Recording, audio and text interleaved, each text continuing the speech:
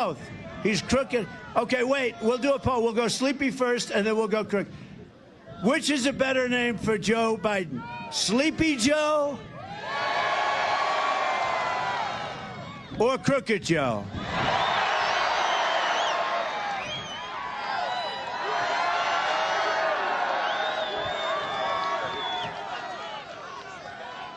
So in Venezuela, they took all of their criminals, a very heavily crime-ridden country. They took all of their criminals and they dumped them into a place called the United States of America. They're down to about 40% left, and they're all coming. I can't believe it took them so long. If I were the heads of one of the many, and this is happening all over the world, if I were the heads of one of the countries, I would have been totally 100% by now. Their crime rate, they just announced, is down 72%. So their crime. So next year what we'll do is we'll meet in Venezuela because it's going to be a lot safer.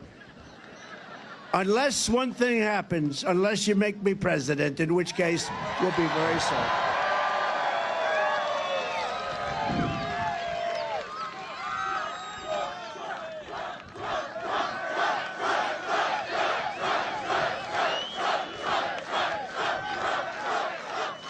So last year, it's terrible. You know, this is as far as look at all the fake news back there. Look at all the fake news. They are fake. They are fake. Did you see Biden yesterday in Normandy, and he was in France? He embarrassed us so badly, right? Does everyone know that? He embarrassed us so badly, it was terrible. It's just terrible. This is not a representative for what used to be the greatest country. This country is really, we are a nation in major decline, and we're going to stop it immediately. Last year, a father from Pasadena, Texas, came home from work to find that his 11-year-old daughter was strangled to death. She had been sexually assaulted, and her body had been stuffed into a trash bag, thrown in a hamper. He came home to find this, put under the bed, found his daughter. They were looking for his daughter. Everyone was looking. She was dead under a bed, cut up. Charged with the murder was an illegal alien monster who had just infiltrated our border, released by Crooked Joe Biden. Came in through the Biden administration. You know, it was very hard to get in through the Trump administration. I mean, you're never going to have it perfect, but we had it about as close as you're going to get. We had the best border in the history of our country. We had the least drugs coming in over 34 years. And now the drugs are pouring into our country. But they let this monster loose to prey on innocent children. He'll probably have a lawyer. He'll get out. Other people don't get out. They indict guys like Trump for what? The election was rigged. The election was a rigged election. Oh, let's indict him for saying that. Whereas you got guys like this. You got guys that kill people, and they're fine. They're just fine. Now, we're screwed up as a country, and we're going to unscrew it very quickly. It's going to take place very quickly. And then you had the horrific case of Laken Riley. I got to know the parents well, the family well. The young nursing student, top of her class. She was from Georgia, and she was savagely beaten, horribly beaten, killed. And Joe set loose this monster into our country, wouldn't have come into the country under us. And then on top of everything else, when I met the family, they were so beautiful, so incredible. And Joe Biden couldn't pronounce her name. He talked about her in Congress, and he was only forced to talk about her, but he apologized to her killer for calling him illegal. He called him an illegal alien, and everybody got angry at him, so he started apologizing, not to the family of Laken Riley, but he apologized to the killer because he called him a killer. This is where we are. Under the Trump administration, we will not be apologizing for all of these people that are coming in illegally, because there won't be many people that come in illegally anymore. They'll come in, but they'll come in legally. You'll be able to hire them, and you'll be able to work with them. But we want people to come into our country. They have to come in legally, okay? So with his border nightmare, Joe Biden is also waging an all-out war on the workers of America, especially African Americans and Hispanic Americans and African Americans are the suffering most with this incredible illegal alien group that's coming in and staying at our luxury hotels. And you know, they're being put up in hotels. Some of them are luxury hotels. And by the way, just in case you're wondering, I got no teleprompters, and I haven't from the beginning. These people. That probably means we'll make a better speech. No, I got no teleprompter. You know, I pay all this money to teleprompter people, and I'd say 20% of the time they don't work. They don't work. The thing's waving around. They can't tie it a little bit tighter. I'm trying to look at. So we're all in this together, everybody. We're all in this together. Just a mess. I had one in Ohio where we had 45-mile-an-hour winds. You were there. This is a front row Joe. He's at everyone. This guy, wouldn't it be incredible? He's gone to 250 if he voted for Biden. He's going to vote for Biden. I don't think so. I think it would be suicide before Biden, right?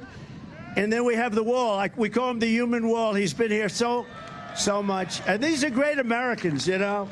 They're great, great Americans. But we had one in Ohio where that teleprompter was like the sail on a sailing boat. We had 50-mile-an-hour winds, almost 50. And Bernie Moreno, I had to go up and do it for Bernie. And before I started my speech, as I was walking off, as I'm coming down the runway, walking off the runway onto the stage, the teleprompters got blown to pieces. We had 60,000 people. And I was standing up there all by myself. And I said, we got a problem. I got no teleprompter. I got no notes. And we had one of the greatest days, don't you think? You think Biden could do that? I don't think so. And by the way, and Bernie won his primary, and he won it convincingly. So we obviously did a good job, but it was good. And now I think he's going to beat a man named Brown, a senator named Brown. You have a good man named Brown right here, you know. Very good. They have a man that's not so good. They have a man that's not so good. And I think Bernie Moreno in Ohio is going to win, but it's the same thing. So these things are virtually useless. But I'll refer to them every once in a while for notes. It is crazy. The illegal immigrants are turning, and they're turning at a level that nobody's ever seen before. They're fighting our families. They're totally destroying our black population. They're totally destroying our Hispanic population. And you know what else they're destroying? And for you it means a little bit less, but it means quite a bit in this state. They're killing unions. They're killing unions because the unions are not able to survive. They're not able to survive this onslaught. It's making them impossible. They've worked hard. They've worked long to get their salaries up a little bit. They're not able to do it. Virtually 100% of the new jobs under Biden have also gone to illegal aliens. Did you know that? 100%. And you know, these people are so bad, they will correct me when I say 100%. 100% of the new jobs have gone to illegal aliens. Can you believe it? And that's where we are. Meanwhile, real wages of African Americans and the workers from all over the world that came here legally, they're down 6% under crooked jobs. And I thought I'd be wilting up here. The only thing that pisses me off are the teleprompters. It's so much easier. The only one that can't read a teleprompter is Joe Biden. It doesn't help him. But I thought what I'd do is I'd read, if you want. Should I do it? Should I do it? Because it's about the border. You know, in 2016, we had a great campaign, and it was mostly about the border. Marjorie would tell you, Marjorie Taylor Greene, who's here someplace. It was about the border. Where the hell is Marjorie? Right? It was about the border. Great. She's not from this particular section, but they love her in this section, too. But it was about the border, and I did such a good job that in 2020, where we got millions of more votes than we did in 2016, but I couldn't talk about the border. But now, if you look at it, what's happened is unbelievable. What's happened with respect to the border, this border is 20 times worse. 2016 was terrible, but this is a different league. This is a different level. This is the worst border in the history of the world. There's never been, no third world country has a border like that. And no I'll tell you what, no third world country has weaponization where they go after political candidates like we have either. This guy can't get elected anything without cheating. The only way he can get elected is to cheat. And the way they're using it this time, because it's harder to go without the COVID. They use COVID to cheat and lots of other things. But this time they're using weaponization of Department of Justice, go in to see the local DAs, go in to see the attorney generals to cheat. But the border is a big deal, and this is somehow caught on. So everybody wants to hear the snake. Okay, can you hear me in the back? You know, I wish the cameras would focus on the people here. They never show it. They never take, even the sort of friendly ones, you know, I say semi-friendly. You know, the friendly ones, I do a great show with Sean Hannity, or Jesse, or Janine, or Laura, or somebody, and we do a great show, or a lot of great people, and then they put on commercials that are just horrible, and they're false. I say, what the hell are you putting commercials on like that? I do a show, and then they put 4 commercials on. It is so stupid, and they shouldn't be doing that, you know? They shouldn't be doing that. The other side, fake news CNN, which of course has no ratings, although they are doing the debate. They'll get some ratings for the debate. They're going to get big ratings. So this is about our border, and it was a song written a long time ago, not about the border. We made a couple of minor changes. But it's very true, and I think it's very true. It's just said happy birthday. Thank you, darling. Don't tell me that. I don't want to hear that. I don't want to hear it.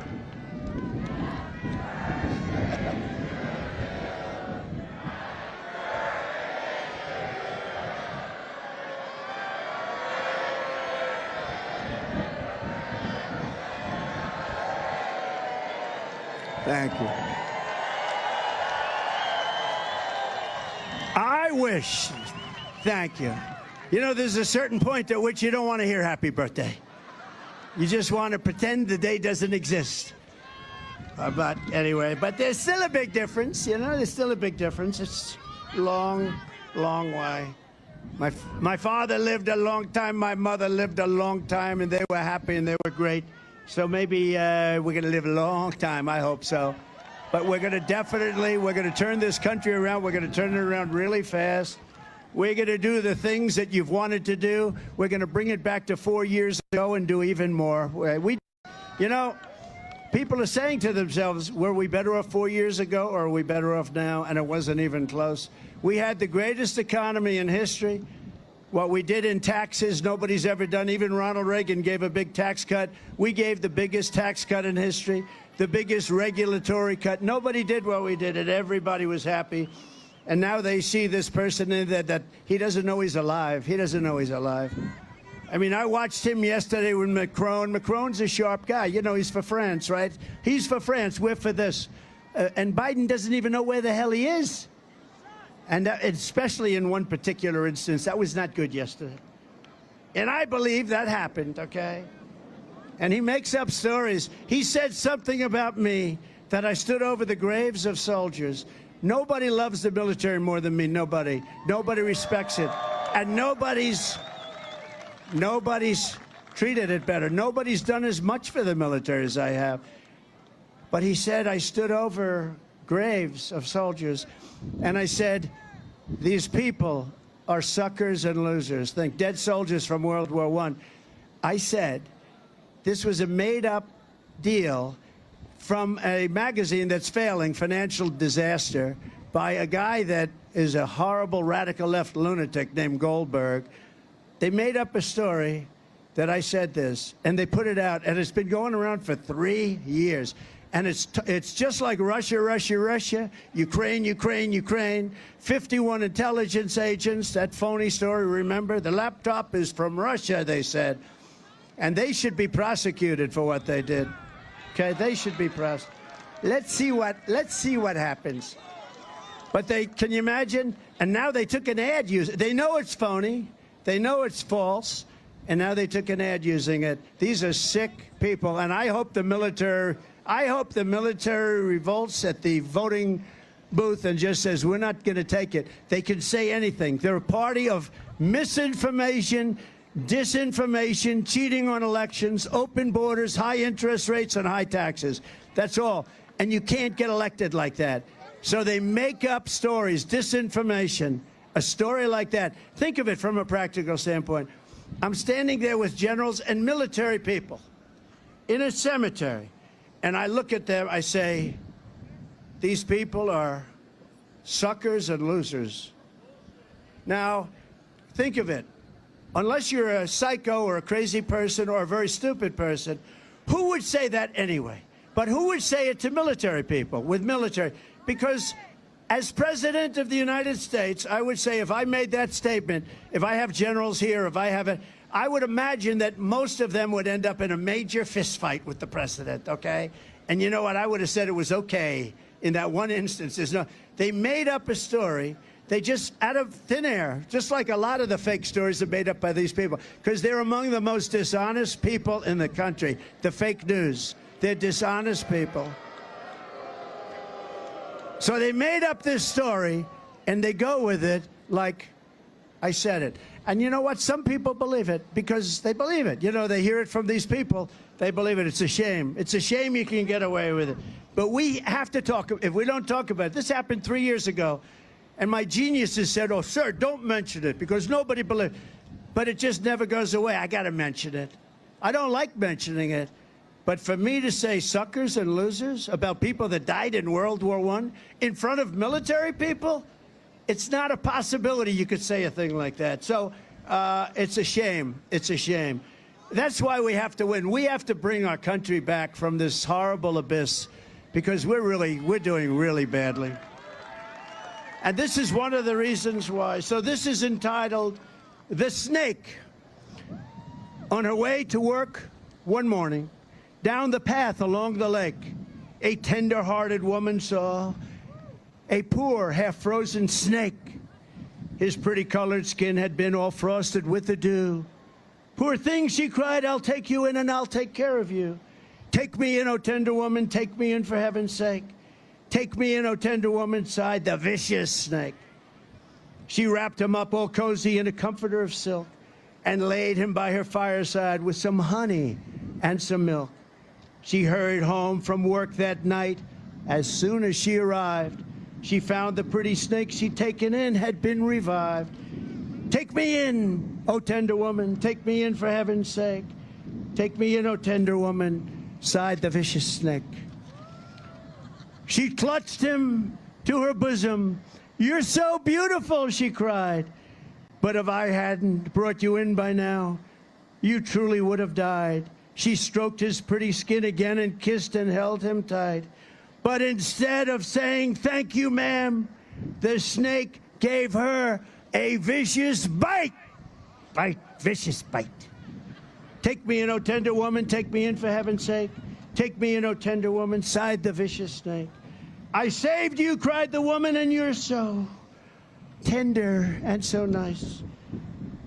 But you know that if I hadn't taken in, your skin would not look so good, and you would have bitten me. But why? You bit me. Why did you bite me? Please, please, tell me, why? Why did you bite me? You know your bite is poisonous, and now I'm going to die. Shut up, silly woman, said the reptile with a grin. You knew damn well I was a snake before I took you in. And that's happening at our border, you see? Because we're taking in people that are a disaster for our country. So it's all happening at our border, and we're taking in people at levels that have never taken, this has never happened before. Ever, never. And we're not going to let it happen. We're not going to let them ruin our country. We're not going to let them destroy our country. So I want to tell you a couple of things, and this is the first time I've ever made this. Shut it. Thank you. Thank you. So this is the first time I've said this, and for those hotel workers and people that get tips, you're going to be very happy, because when I get to office, we are going to not charge taxes on tips, people making tips.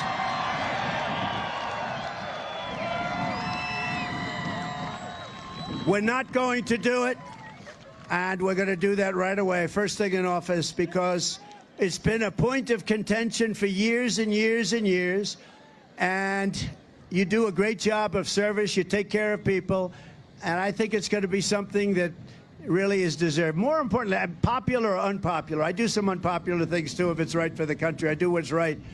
But so those people that have jobs in restaurants, whatever the job may be, a tipping job, we're not going after for taxes anymore. This will be ended. And I announced that for the first time I've brought it up. First time anyone's brought it up. I think it's never been brought up before, and I also think it's very appropriate. So we have a president who is destroying our country. We have a president who wants all electric cars in a very quick start. He wants to have all electric cars. Everything has to be electric. And by 2030, that's in 6 years from now. And you know what? Electric cars are fine. They have a problem. They don't go far. They cost a lot to buy. And they're all made in China. Other than that, I think they're wonderful, right? And I'm going to end that mandate on day one when I get to office.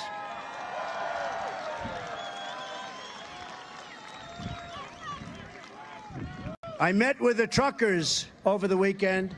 And great, Roger Penske is a trucker. He's also a great Indianapolis. He won it 20 times. Can you believe it? Think of how smart you have to be.